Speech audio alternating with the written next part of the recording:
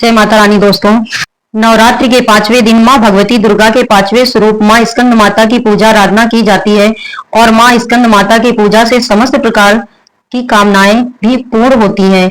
विशेषकर जिनको संतान प्राप्ति की कामना है, ऐसे दंपतियों को नवरात्रि के 5वें दिन माँ स्कंद माता की विधि विधान से पूजा आराधना करनी चाहिए और कुछ विशेष उपाय भी जरूर करने चाहिए। माँ स्कंद माता की पूजा की कथा।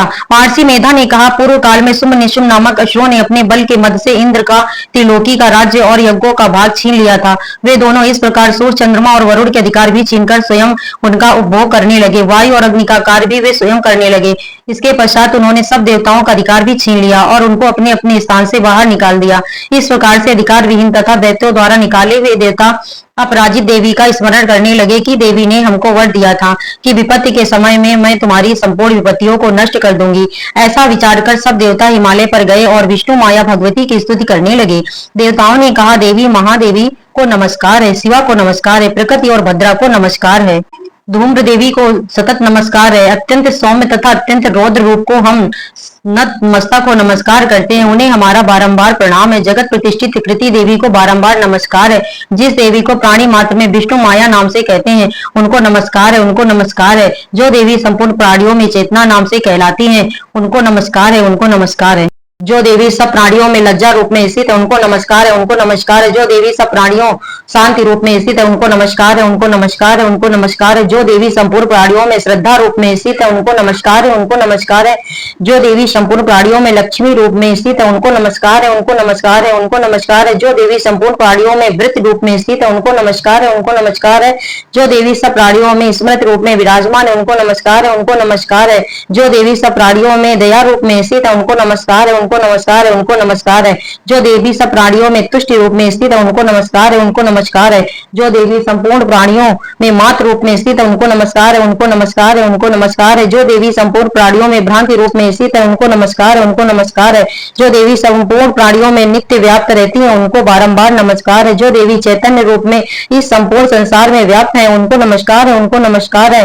पूर्व काल में देवताओं ने अपने अभीष्ट फल पाने के लिए जिसकी स्तुति की है और देवराज इंद्र ने बहुत दिनों तक जिसकी सेवा की है, वो कल्याण की साधना भूत ईश्वरी हमारा कल्याण और मंगल करें तथा सारी विपत्तियों को नष्ट करें। असुरों द्वारा सताए हुए हम संपूर्ण देवता उस परमेश्वरी को इस समय नतमस्तक हो नमस्कार करते हैं तथा जो भक्ति पूर्वक स्मरण की जाने पर तुरंत ही सब विपत्तियों को नष्ट कर देती है, वो जगदम्बा इस समय हमारा मंगल करें और हमारी विपत्तियों को दूर करें। महर्षि मेधा ने कहा, हे राजन, इस प्रकार जब देवता स्तुति कर रहे थे, उस समय पार्वती देवी गंगा में स्नान करने के लिए आई और देवताओं से बोली, तुम किसकी स्तुति कर रहे हो? इतना कहते हुए ही उनके शरीर में शिवा देवी प्रकट होकर बोली, संग्राम में शुंभ और निशुंभ से हारे हुए तथा स्वर्ग से निकाले हुए अपमानित होने के कारण क्या देवता मेरी ही स्तुति कर रहे हैं? पार्वती के शरीर कोश से अंबिका देवी प्रकट हुई, इसीलिए उनको संपूर्ण लोक में कौशिकी नाम से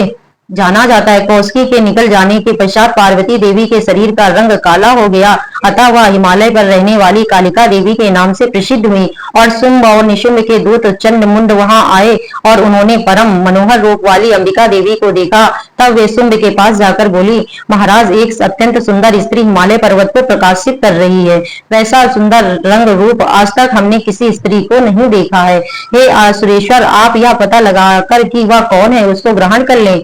वह स्त्रियों में रत्न है, वह अपनी कांति से दसों दिशाओं को प्रकाशमान करती हुई वहां स्थित है, इसीलिए आपको उसको देखना उचित है। हे दैतेंद्र, तीनों लोकों के हाथी, घोड़े और मणि इत्यादि जितने रत्न हैं, वे सब इस समय आपके घर में शोभायमान है। हाथियों में रत्न रूप ऐरावत हाथी, पारिजात वृक्ष और उच्च श्रवा नामक घोड़ा तो आप इंद्र से ले आए। हंसों से युक्त हुआ रत्नों से जुड़ा हुआ अभिमान जो ब्रह्मा जी के पास था, अब वह आपके पास है। महापद्म नामक खजाना आपने कुबेर से छीना है। समुद्र ने आपको सदा खिले हुए फूलों की माला दी है। कंचन की वर्षा करने वाला वरुण का छत्र और प्रजापति का श्रेष्ठ रथ भी आपके पास है।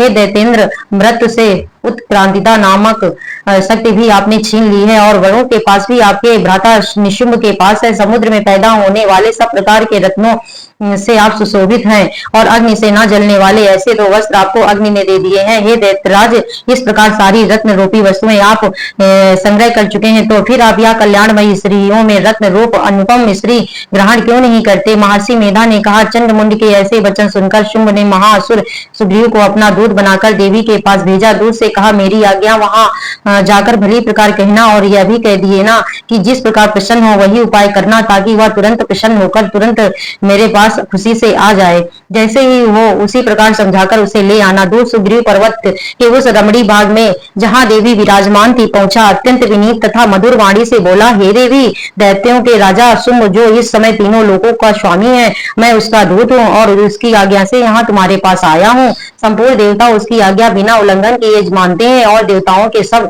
शत्रुओं का विजय प्राप्त करते हैं। अब जो कुछ उनसे कहना है वह सुनो। इस समय सारी त्रिलोकी तथा देवगण मेरे वश में है और संपूर्ण यज्ञों के भागों को पृथक पृथक मैं ही कर लेता हूँ। तीनों लोकों में जितने श्रेष्ठ रत्न है वह सब मेरे पास है। देवराज इंद्र का वाहन ऐरावत भी मेरे पास है, जो ऐसे मैंने छीन लिया और इस संसार की स्त्रियों में रत्न मानता हूँ। अतः तुम मेरे पास आ जाओ, क्योंकि रत्नों का उपभोग करने वाला मैं ही हूँ। हे चंचल कटाक्षों वाली सुंदरी, तुम मेरी या मेरे भाई पराक्रमी निशुंभ की सेवा में आकर आनंद भोग करो। यदि तुम मुझसे वरोगी तो मुझे अतुल महान ऐश्वर्य की प्राप्ति होगी। अतः तुम अपनी बुद्धि से यह विचार कर मेरी पत्नी बनोगी। महर्षि मेधा ने कहा। दूत के ऐसा कहने पर संपूर्ण जगत को धारण करने वाली भगवती दुर्गा ने मन ही मन मुस्कुराते हुए गंभीर वाणी में इस प्रकार कहा, हे दूत, तू जो कुछ कह रहा है वह सत्य है और उसमें किंचित भी झूठ नहीं है। शुंभ इस समय तीनों लोगों का स्वामी है और निशुंभ भी ऐसा ही पराक्रमी है, किंतु इस संबंध में मैं तो प्रतिज्ञा कर चुकी हूँ, उसे कैसे झुठला सकती हूँ। अतः मैंने जो प्रतिज्ञा की है उसे सुनो। जो मुझे युद्ध में जीत लेगा और मेरे अपमान को खंडित करेगा तथा बल में मेरे ही समान बलवान होगा, वही मेरा स्वामी होगा। इसलिए आप शुंभ और महापराक्रमी निशुंभ यहाँ आवे तथा युद्ध में मुझे जीतकर विवाह कर ले। इसमें देर करने की क्या आवश्यकता है? दूत ने कहा, हे देवी, तुम अभिमान में भरी हुई हो, मेरे सामने ऐसी बात मत करो। इस त्रिलोकी में मुझे ऐसा कोई दिखाई नहीं देता जो शुंभ और निशुंभ के सामने ठहर सके। हे देवी, जब अन्य देवताओं के सामने कोई देवता युद्ध में नहीं ठहर सका, तो फिर अकेली स्त्री कैसे ठहर सकोगी? जिस शुंभ आदि देवता